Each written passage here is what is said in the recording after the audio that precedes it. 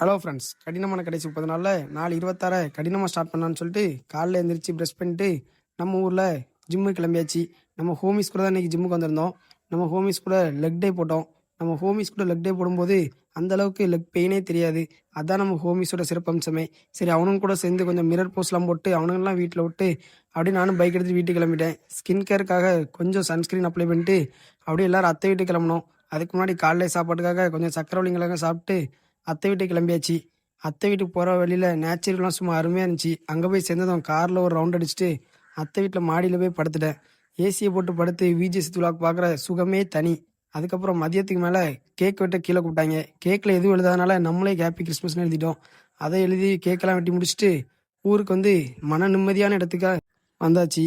வந்து அங்கே களைச்சி விளாண்டு ஜெயித்தவங்களுக்கு கடைக்கு போய் ஒரு மெடல் வாங்கி கொடுத்துட்டு அப்படியே வீட்டுக்கு கிளம்பலான்னு பைக் எடுத்தா நண்பன் ஒருத்தன் கூப்பிட்டுருந்தான். சரி, அவனையும் பார்த்துட்டு அவன் வச்சிருந்த ரிமோட் கண்ட்ரோல் காரையும் வாங்கிட்டு வீட்டுக்கு வந்து ஒரு காடையோட 2 சப்பாத்தி சாப்பிட்டு நாளை முடிச்சுக்கிட்டேன். Bye guys.